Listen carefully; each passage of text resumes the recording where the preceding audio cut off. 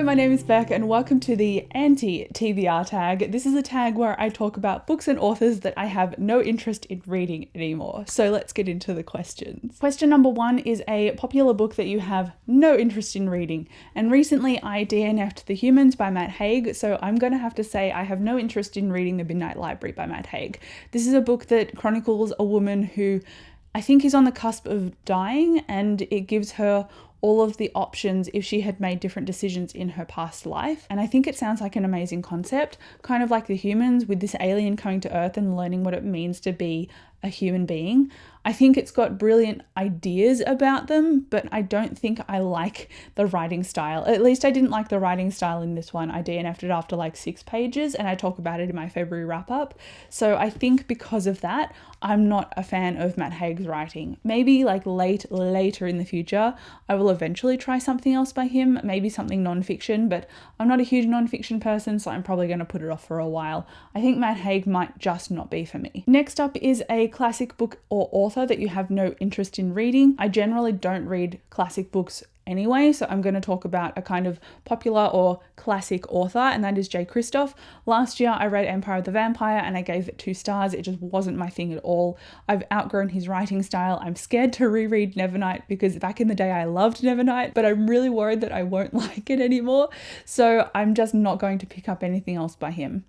I've finished with his work. I've given it a chance. I've given a bunch of his stuff 2 stars, 2.5 stars.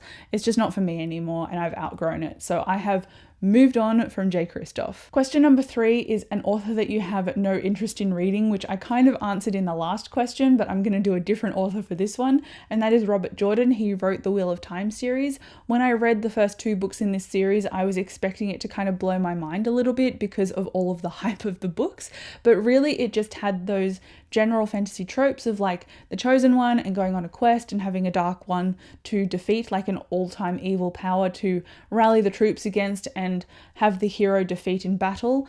And those are tropes that I can 100% get behind because I'm a massive fantasy nerd. But I think just the writing style, the miscommunication, and the way that the story was conveyed, it just felt like there was so much fluff in between what was actually happening. And so I'm just not interested in it because I think if it continues in that way, which is what his writing style is like, I'm not going to enjoy it. I'm going to force myself to read it. And I don't want to dislike a very popular fantasy series. I don't want to dislike the genre that is my favorite genre. I'm not going to read Robert Jordan, unfortunately. I've done my dash and I've called it quits. Another author that I have for this question is Isaac Asimov, because after trying to read Foundation by him, I realized because a friend told me and warned me about him that he was not a good person, and sure enough I went and googled him and he'd sexually assaulted women at conventions. And so if he did that in public, imagine what he would have done behind the scenes and off the record, and imagine how he would have conveyed women in his own writing if that's how he viewed people in public. So I'm not really keen on reading any more of Isaac Asimov, and I unhauled the copy of the book that I had of his. So completely off my TBR. Question number 4 is an author that you've read a couple of books from and you've decided they might not be for you. And for me, I'm kind of still on the fence about this one. So I'm tentatively mentioning it, but I'm not 100% committed.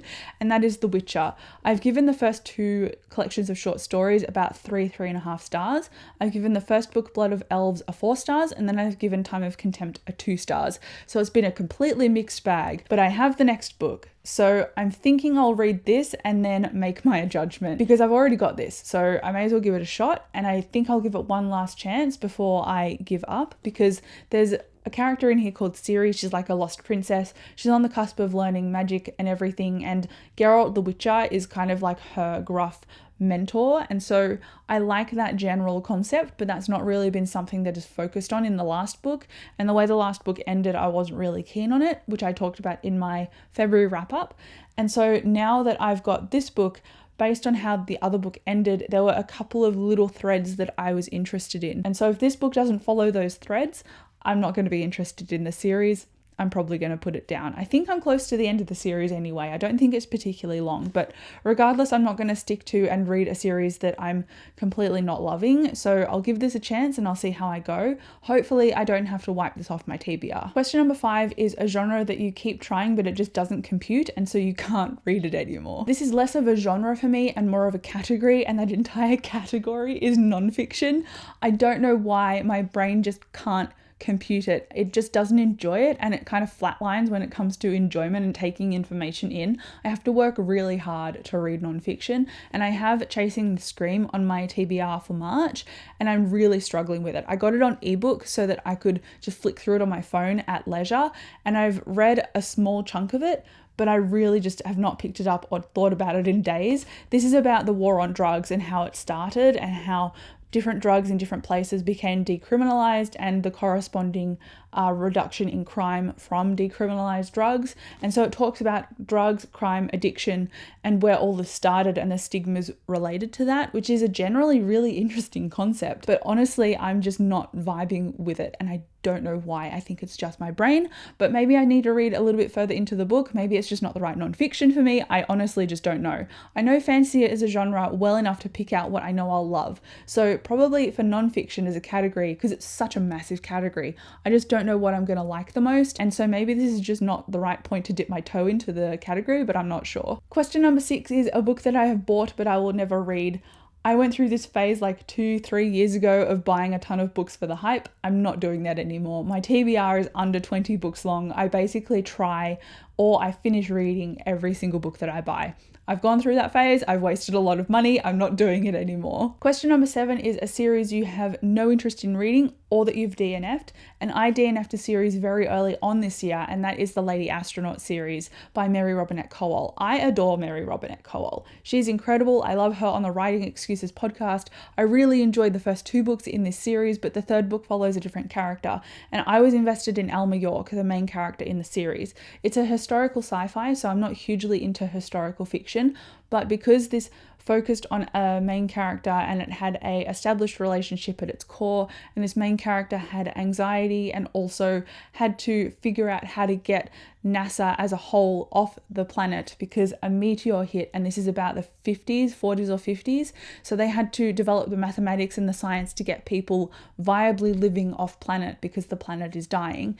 It had such a cool concept to it, and it was told through such an interesting and emotive lens, and especially a relatable one given that I have anxiety as well. Not as hardcore as Alma York, but still, it had a relatable aspect to it for me, but then the next books took it away from what I was wanting to focus on. And I tried reading the 3rd book, but I just couldn't get into it. And I love the audiobook performance because they're done by Mary Robinette Kowal. She's an audiobook narrator by trade. So it was cool to see her books come to life from her voice because she would know exactly how to orate them, and she did.